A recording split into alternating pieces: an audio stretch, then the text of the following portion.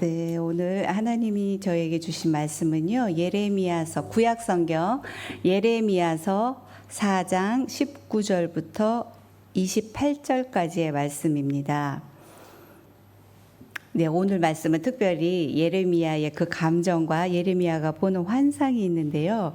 여러분 오감을 이용해서 집중해서 읽으시면 좋겠습니다. 이미지도 좀 떠올리시면서요.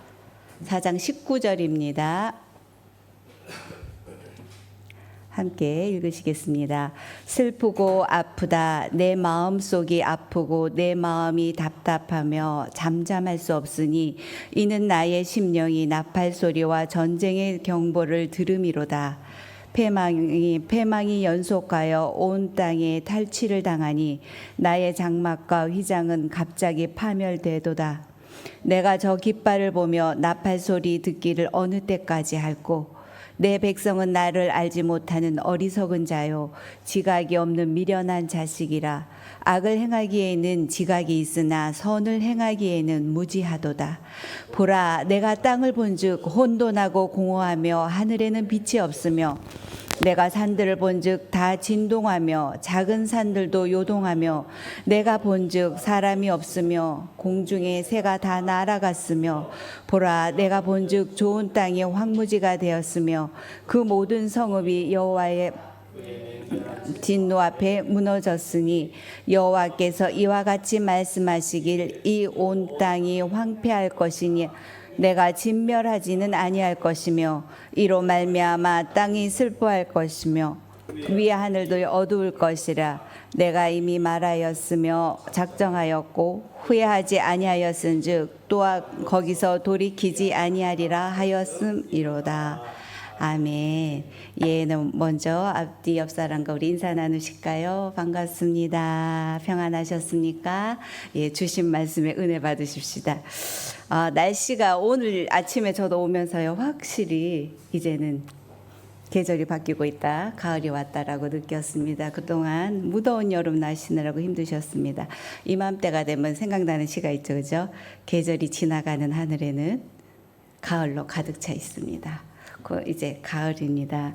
마침 이번 주가요, 한 가족이 한 자리에 모이고 또 소식을 전하는 고유 명절 추석인데, 멀리 사는 저희는 조금 무색합니다만 이번 주에는 그동안 이제 소원했던 가족분들에게 또 친지분들에게 꼭 인사드리시기를 바랍니다. 때가 때니만큼 그래서 제가 우리나라 조국이 생각났었나 봅니다. 잠깐만요. 제가 안경을 바꿀게요. 조금 낫네요. 자, 들어가겠습니다. 시일야 방성대곡. 이날에 목노아 통곡하노라. 1905년 당시 대한제국의 황제였던 고종의 승인도 없이 일본은 조선과 조약을 맺었습니다. 강제로 이루어졌다 해서 을사늑약이라 합니다. 조선의 외교권을 박탈한 이 조약의 부당함과 대신들의 무능함을 비판하며 황성신문에 게재되었던 장지연의 글입니다. 뇌사 상태에 빠진 중환자처럼 외교권을 상실한 나라는 더 이상 한 국가로서 자존할 수가 없습니다. 나라 일은 황망함에 백성들은 목 놓아 울었고, 어떤 일은 저항의 펜을 들었고, 어떤 이는 스스로의 생명을 끊었고, 또 어떤 이들은 의병이 되어 무기를 들었습니다. 그렇게 백성들은 각자의 자리에서 항거했습니다. 1905년 을사늑약이 있은 지 일본은 계속해서 내정 간섭을 강화합니다. 군대를 해산하고 사법권과 경찰권을 박탈하더니 급기야 1910년 8월 29일 한일 병합 조약을 맺습니다. 경술년에 이루어진 이 치욕이라 경술국치라고 합니다. 500년의 긴 조선의 역사를 이어오던 대한제국은 일본의 식민지가 되었고, 이후의 참혹함은 우리 모두 다 아는 바입니다. 얼마 전, 그러니까 한 달 전 8월 29일이 경술국치의 113년을 지났습니다. 잊지 말아야 할 우리의 아픈 역사입니다, 여러분. 개인적으로요, 제가 얼마 전에 이제 드라마를 보다가 시대극이었었거든요. 그 배경과 역사적인 배경과 사회적인 배경이 궁금해서 이렇게 파다가 한국사 공부를 처음부터 다시 하게 됐어요. 너무 재밌으면서도 한편으로는 또 안타까운 그런 시대들도 많았고 굉장히 제게 이제 도움이 되는 그런 시간이었습니다. 하나님께 멸망과 심판의 경고를 받아 쓰러져가는 나라를 부여잡고 탄식하는 또 한 사람의 뜨거운 눈물을 만나게 되니 그는 오늘 선지자 예레미야입니다. 오늘은 예레미야를 통해서 우리에게 주시는 말씀을 함께 상고해 보고자 합니다. 여러분은 예레미야 하면 무엇이 생각나십니까? 역시 눈물인가요? 그의 삶과 사역에 대해서 여러분 얼만큼 알고 계십니까? 눈물 없이 볼 수 없는 예레미야 삶으로 오늘 한 걸음 다가가 보겠습니다. 하나님의 손에 붙잡혀 평생을 독신으로 하나님의 말씀을 전하며 눈물로 살았던 예레미야. 하나님의 말씀을 선포하는 것 때문에 왕들에게, 동료 선지자들에게, 제사장들에게, 관원들에게 조롱과 모욕과 채찍질과 치욕을 받고 심지어 고향 사람들에게까지 살해의 위협을 받으며 살았던 예레미야. 그를 힘들게 한 건 감옥이나 우물에 갇히는 것보다도 배고픔과 추위보다도 조국 유다가 바벨론의 포로로 잡혀가는 것과 그들의 고통을 옆에서 보는 바로 눈으로 봐야 했던 것이었습니다. 오늘 본문에 보시면요, 하나님의 말씀을 들은 예레미야는 심장이 두근거리고 숨이 막혀 잠자코 있을 수가 없었습니다. 창자가 뒤틀리는 고통 때문에 몸부림칩니다. 조국의 비참한 현실과 다가오는 재앙으로 인해서 예레미야는 탄식합니다. 19절에 슬프고 아프다라고 완곡한 표현으로 우리 개정 개역 성경은 번역했지만요. 아이고 배야, 아이고 내 창자야, 내가 배가 아파 죽겠다라는 그런 굉장히 적나라한 표현입니다. 그래서 표준 세번역이나 또 유진 피터슨의 메시지 성경을 보면 쇠꽃쟁이로 내 배를 찌르는 것 같이 그렇게 아프다라고 되어 있습니다. 이는 단장, 그야말로 창자가 끊어지는 아픔으로 지금 자신의 감정과 정사를 극한의 고통으로 쏟아내고 있는 장면입니다. 미아리 눈물고개 님이 넘던 이별고개. 여러분 이 노래를 아시나요? 권사님 아시죠? 제가 목청이 좀 한번 뽑아보고 싶지만 혹시 제목도 아시나요? 네, 단장의 미아리 고개입니다. 여기서 이 단장이 창자가 끊어지는 아픔이라는 의미라고 합니다. 미아리 고개는 서울의 최후 방어선으로 6.25 당시에 아주 치열한 전투가 벌어졌었고, 그리고 서울 그 북쪽으로 외곽으로 나가는 그 길이 통로가 그때는 미아리 고개뿐이었다고 합니다. 그래서 6.28 수복 당시 북으로 쫓겨가던 인민군들이 그냥 가지 않고 수많은 사람들을 북으로 끌고 가다고 하는데, 그 중에 뒤처진 사람들은 이제 막 지금의 성신여대 쪽에서 뒤쪽에서 학살을 하고 갔다고 합니다. 그래서 한마는 미아리 고개가 되었다고 하고, 가사에 보면 그래요. 남편이 이 길로 끌려가는 거 보면서 그 고통과 아픔을 절절히 철사줄로 두 손 꽁꽁 묶인 채로 뒤돌아보고 그렇게 나오잖아요. 이 곡을 작사했었던 반야월 씨라는 분이 정말로 이 곡에서 그 6.25 당시 당신의 딸을 5살 난 딸을 거기서 잃었다고 합니다. 그 아픔을 기억하면서 썼었던 곡이라고 하는데, 어쨌거나 단장의 아픔을 겪는 이들, 그 예레미야의 고통이 조금은 더 현실적으로 다가와 오는 것 같습니다. 창세기 1장 1절에서 2절. 하나님의 천지가 있기 전의 태초는 그저 혼돈과 공허와 깊은 흑암뿐이었습니다. 하나님이 빛이 있으라 말씀하시자 어둠의 빛이 비추면서 하나님의 말씀에 따라 하늘, 땅, 바다, 해, 달, 별, 각종 식물과 동물이 생겨나며 혼돈은 질서가 되었고 공허는 점점 채워져 갔습니다. 하나님은 이 일을 참 기쁨으로 행하셨고 너무너무 만족해 하셨습니다. 그저 여러분 1장 보시면 아시잖아요. 이렇게 창조 세계는 생명으로 충만했습니다. 그리고 당신의 형상을 닮은 인간을 손수 흙으로 빚어서 숨을 불어넣으시던 날에 하나님의 기쁨은 최고조였습니다. 하나님은 최초의 인류에게 복을 주시고 이제 당신의 대리 통치자로 에덴과 이 지구를 위임하셨습니다. 그들은 에덴을 가꾸고 지키며 하나님과 함께 동산 여기저기를 거닐었습니다. 그런데 지금 하나님은 예레미야에게 이 창조 세계를 뒤집어 엎으시겠다고 합니다. 당신의 창조를 거스리는 그 역창조의 심판을 내리시겠다고 하는 겁니다. 그래서 선지자는 그저 눈물로 탄식할 뿐입니다. 하나님은 이 아름다운 세계를 왜 당신이 손수 만드신 이 아름다운 세계와 질서를 깨뜨리겠다고 하시는 것일까요? 다윗은 적절한 시기에 후계자를 정하지 않아서 왕자의 난과 같은 일을 겪어야 했습니다. 넷째 아들 아도니아가 바로 윗형 저기 보면 압살롬처럼 왕이 되려고 음모를 꾸몄을 때 여러분 잘 아시는 군대 장관 요압과 제사장 아비아달이 그를 도왔습니다. 그들의 계획은 실패했고 왕위를 계승한 솔로몬이 이 사건을 수습하는데요. 솔로몬이 10번째 왕이에요. 실은 보면 압살롬이 셋째고 아도나이가 넷째인데, 그러니까 하나님의 은혜로 이제 아들 그 왕위를 계승하게 된 거죠. 아도니아와 요압은 죽임을 당하지만 제사장 아비아달은 솔로몬이 이렇게 말합니다. 죄로는 마땅히 죽어야 하나, 일종의 쿠데타잖아요. 아버지 다윗과 어려운 시절을 함께 했고 다윗 하나님의 궤를 메었던 자니 내가 살려주겠다 합니다. 그러니 고향 아나돗으로 가서 조용히 살라고 명합니다.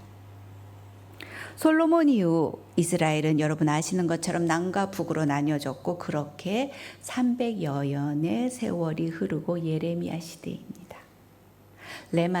예레미야서 1장 1절에 아나돗의 제사장 힐기야의 아들이라고 예레미야는 자신을 소개합니다. 그러니까 아까 그 추방되었었던 아비아달의 후손이라는 겁니다. 예레미야는 이 몰락한 제사장 가문의 후손이었습니다. 솔로몬에게 추방된 아비아달의 후손이기에 지금 현재 예루살렘에 있는 그 제사장 사독 계열의 제사장과의 관계는 아마 별로 좋지 않았을 것입니다. 드러낸 멸시와 천대는 아니었을지라도 분명 소외는 있었을 것입니다. 이렇게 예레미야는 변방 출신, 요즘 말로 하면 아웃사이더입니다. 예레미야가 선지자 활동을 시작하던 때는 요시야의 치세 13년째입니다. 예레미야와 요시야 왕은 여러 성경과 자료들을 보면요 거의 나이가 비슷해요. 동년배입니다. 요시야는 분열왕국 시대의 선한 왕으로는 히스기야와 함께 투탑입니다. 히스기야와 이사야가 함께 같이 있었다면 요시야 시대에는 예레미야가 함께 있었습니다. 그런데 상대적으로 저희가 요시야에 대해서는 조금 히스기야만큼은 덜 알려져 있는 것 같습니다. 요시야 왕은 치세 18년에 성전을 수리하다가 발견된 율법책을 보고는 종교 개혁을 단행합니다. 성전에서 우상이 있었고 그 성전 안에 또 남창이라는 그 미동들이 있었는데 남창을 제거했으며 각종 우상과 우상 숭배의 근거지였던 흰놈의 골짜기를 소탕하고 산당들을 다 헐었습니다. 그리고 북쪽에 여로보암이 지어놓던 그 베델에 금송아지 있었잖아요. 그 베델까지 쫓아가서 금송아지를 다 회파하고 제단을 헐고 태웠습니다. 그리고 나서는 분열왕국 최초로 히스기야 왕도 하지 않았었던 유월절을 지킵니다. 이렇게 거침없는 요시야의 개혁은 묵은 때를 씻어내듯 우상에 찌든 유다를 바꾸어 갔습니다. 이내 그들은 조국 유다의 정치적 독립을 꿈꾸었을 것 같습니다. 마침 아시리아도 멸망했고 신흥 강국 바벨론이 부상하고 있지만 아직 그 신흥 제국은 안정기가 아닙니다. 그리고 아래 서쪽에 애굽이 있지만 애굽과의 사이에서 지혜롭게 중립외교를 잘하면 기회는 있다고 생각했습니다. 신앙 부흥의 무드가 이렇게 무르익어 가고 있으니 하나님도 함께 해주실 것이라 믿었습니다. 그리고 무엇보다도 신실한 예레미야 선지자가 있으니 하나님과 선민 이스라엘의 사이를 잘 조율할 것이라 생각했습니다. 오랜만에 다윗과 같이 하나님의 마음에 합한 왕 요시야가 있었겠다. 신앙 또한 남다른 이 왕이 철저하게 종교개혁도 했겠다. 거기다가 그를 도와서 유다를 하나님 말씀으로 인도할 선지자 예레미야도 세웠건만 하나님은 왜 심판하신다는 것일까요? 내가 이미 말하였으니 작정한 것은 결코 돌이키지 않겠다. 오늘 본문 28절입니다. 왜 이리 하나님은 단호하게 말씀하시는 것일까요? 그런데 가만히 보면 또 이상합니다. 바로 27절 앞에는 어이없게도 또 이리 말씀하십니다. 내가 진멸하지는 않겠다 하십니다. 이건 또 무슨 말씀이신가요?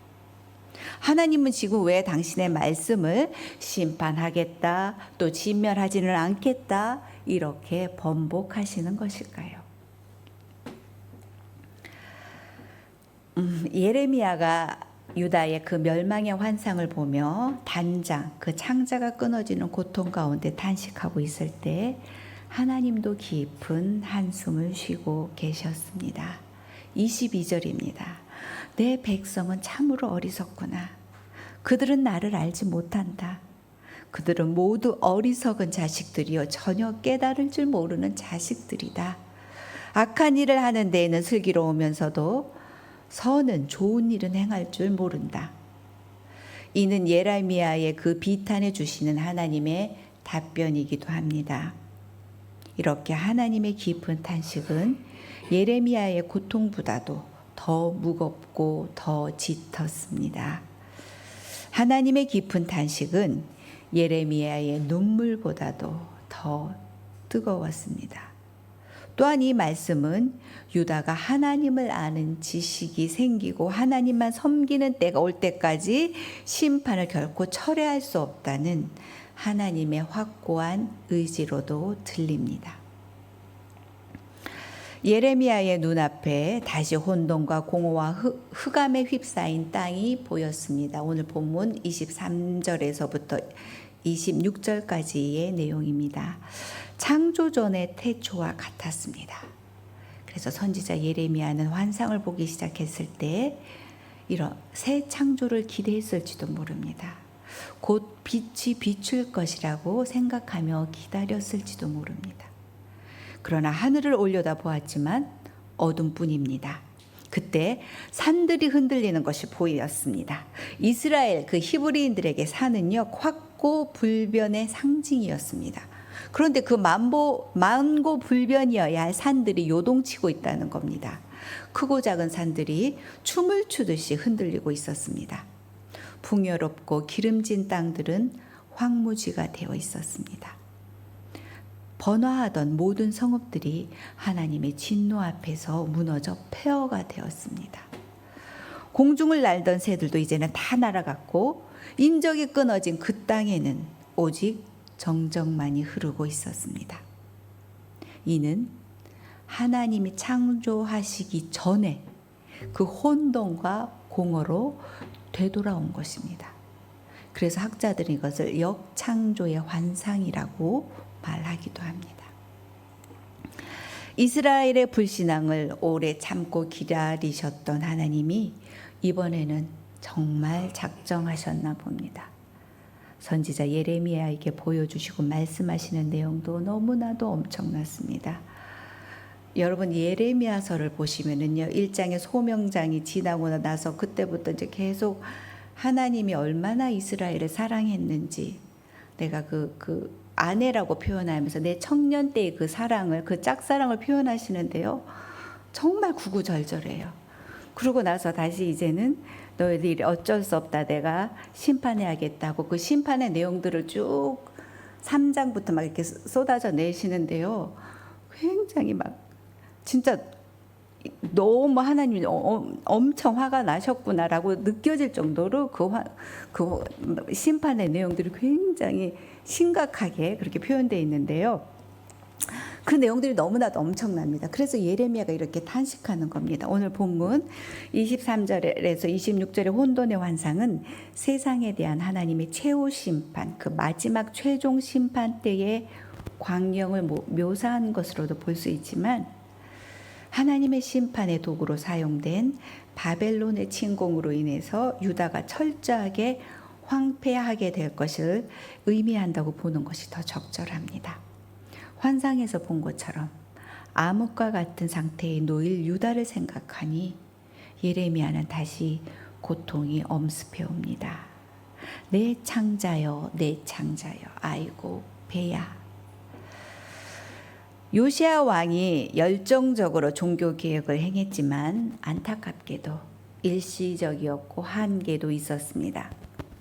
그의 개혁은 유다의 신앙을 어느 정도는 회복할 수 있었으나 므낫세와 그의 아버지적 할아버지 므낫세와 아버지 아몬의 통치를 지나면서 깊이 배어 있던 그 악의 습관까지는 제거하지 못했습니다. 그러니까 본질적인 개혁을 하지 못했다는 겁니다. 개혁 군주 요시야는 어이없게도 갈그미스를 향하는 애굽을 막아서다가 전사하고 말았습니다. 또 한편으로는 그렇게 말씀하시잖아요. 하나님이 이 참혹한 상황을 내 요시야는 겪지 않게 보지 않게 하기 위해서 내가 그를 데려간다라고 표현하시잖아요. 그러니까 어쩌면 죽음이 어떨 때는 우리에게 또한 축복일 수도 있는 것 같아요. 자, 요시야 이후 여호아스, 여호야김이 차례로 즉위하면서 유다 백성들을 다시 요시야 이전의 그 암흑천지의 우상 숭배의 세계로 상태로 돌이키고 말았습니다. 여러분 예레미야서를 읽으시다가 기억나시는지 모르겠지만은 여호야김이라는 왕은 예레미야가 받은 말씀을 바루기 이제 서기관이 기록하잖아요. 그 두루마리를 자기의 그 이제 궁정에서 읽게 하는데요. 그것을 이제 서너 쪽을 읽으면 그것을 가져오라 그래서 칼로 베어 그다음에 그것을 화롯불에 던져버려요. 하나님의 말씀을.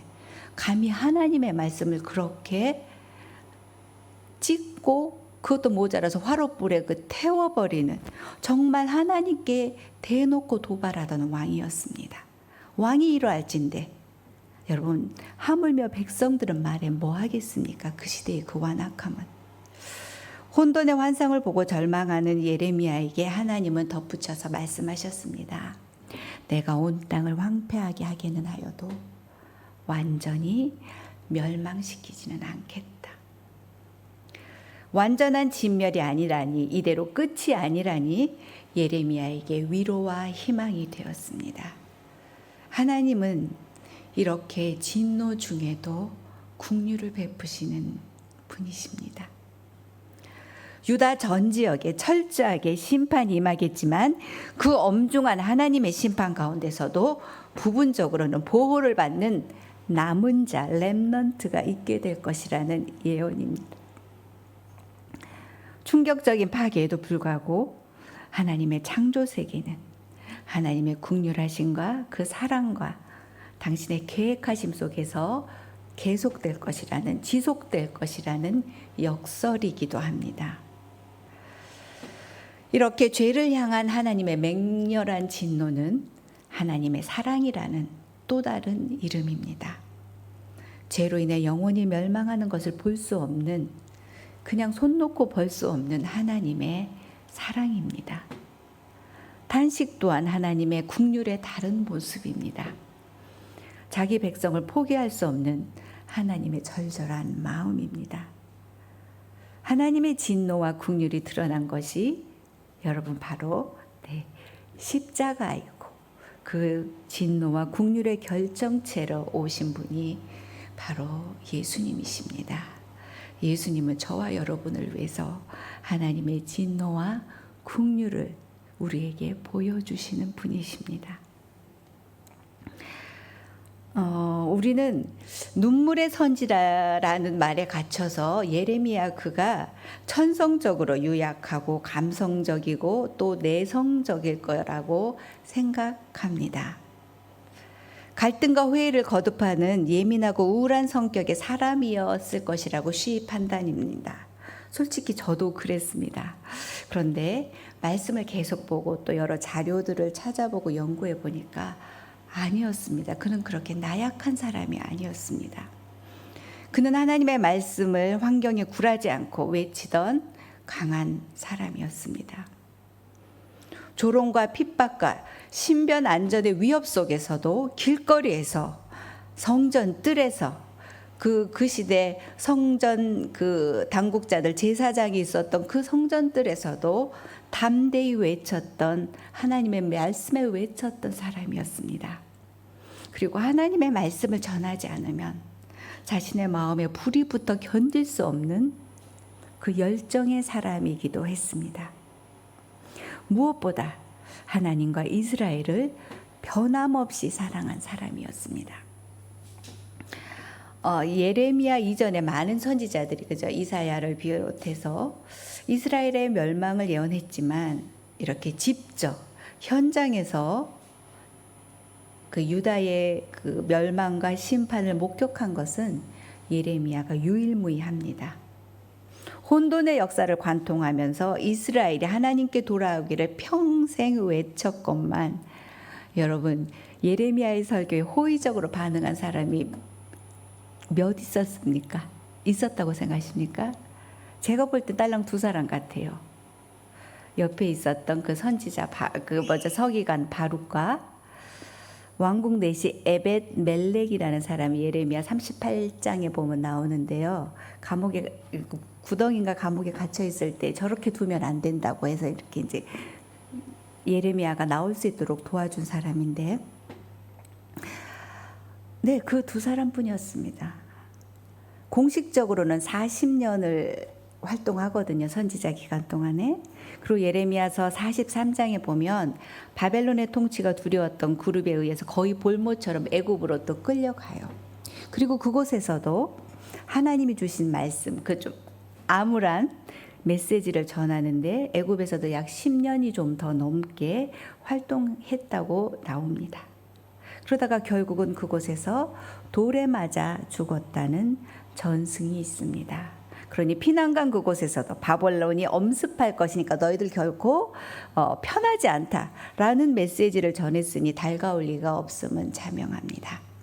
그렇게 그는 끝까지 지치지 않고 하나님이 주신 사명을 감당했던 인내의 선지자였습니다. 오늘 우리는 예레미야와 하나님의 탄식을 보았습니다. 사랑하는 조국과 백성들이 받아야 하는 심판을 전해야 하는 그 사랑 때문에 예레미야는 눈물로 탄식했습니다. 오래 참고 기다렸건만 끝내 하나님을 아는 지식이 자라지 않으므로 미련한 백성을 보며 하나님도 사랑 때문에 탄식하셨습니다. 예레미야와 하나님의 이 2 탄식은 이스라엘을 향한 포기할 수 없는 사랑과 긍휼 때문이었습니다. 그런데 여러분, 하나님이 이스라엘을 심판하시는 이유를 오늘 본문에서 찾아볼 수 있는데요. 여러분 읽으셨던데 몇 절 같습니까? 19절에서 21절이 하나님의 말씀을 듣고 환상을 보고 나서의 예레미야의 탄식이라면 22절은 그 탄식에 대한 답변과 같은 하나님의 또 탄식입니다. 그리고 23에서 26절이 다시 예레미야가 본 그 역창조 혼돈의 환상이고요. 27에서 28절이 심판에 대한 이제 하나님의 그 덧붙이신 말씀입니다. 바로 22절이 아까 제가 질문드린 심판을 해야만 하는 하나님의 마음을 담은 구절입니다. 22절 우리 함께 읽어보실까요? 네, 같이 읽겠습니다. 내 백성은 나를 알지 못하는 어리석은 자요, 지각이 없는 미련한 자식이라. 악을 행하기에는 지각이 있으나 선을 행하기에는 무지하도다. 이는 여러분 호세아의 외침이 떠오르지 않습니까? 이 땅에는 진실도 없고 인애도 없고 하나님을 아는 지식도 없고 이는 내 백성이 나를 아는 지식이 없으므로 망하는도다 라는 호세아의 탄식 말입니다. 그렇습니다. 이스라엘은 하나님에 대한 지식이 없어 말씀대로 살지 못했고 하나님의 뜻대로 살지 못하고 자신의 뜻대로 살다가 결국은 하나님의 분노를 받아야 했습니다. 그러면 여러분 이 시대의 그리스도인들은 어떻습니까? 우리는 어떻습니까? 여러분들은 하나님을 제대로 알고 계십니까? 얼마나 아십니까? 말씀을 통해 하나님을 깊이 알고 삶 가운데서 여러분은 하나님을 경험하고 계십니까? 안타깝게도요. 성경에 객관적으로 계시된 하나님을 아는 것이 아니라 자신 스스로가 해석하고 적용한 하나님을 믿고 있는 그런 시대라고 학자들은 진단을 합니다. 그러니까 우리가 여기서 이제 성경 공부를 열심히 해야 할 동기와 이유와 목적이 생깁니다. 하나님을 제대로 알아야 합니다. 그런가 하면 그 하나님을 또 삶 가운데서도 경험함으로 알고 깨달아 가야 합니다, 여러분. 예레미야의 단식과 하나님의 단식으로 하나님 나라와 믿음의 공동체를 여러분이 이 시간에 바라보실 수 있기를 바랍니다. 아이고 배야 아이고 내 창자야 내 창자야 하는 예레미야의 탄식으로 이 시대를 보실 수 있기를 바랍니다. 기독교가 더 이상 기독교가 아닌 개독교가 되어버린 이 시대를 예레미야 탄식으로 보실 수 있기를 바랍니다. 하나님 말씀 안에서 하나가 되어야 할 공동체가 교회가 하나 되지 못하고 분열되고 찢겨버리는 이 시대의 교회들을 여러분들이 예레미야의 탄식으로 바라볼 수 있기를 바랍니다. 예레미야의 탄식과 하나님의 탄식으로 예수님의 핏값으로 사신 이 교회를 끝까지 지키고 사랑하시기를 간절히 기도합니다. 예레미야의 탄식과 하나님의 탄식으로 한 피바다 한 몸 이룬 한 사람 그 공동체의 지체를 사랑하고 섬기실 수 있기를 간절히 소망합니다. 포기하지 말고 끝까지 기다리고 사랑하시기를 간절히 축원합니다. 기도드리겠습니다.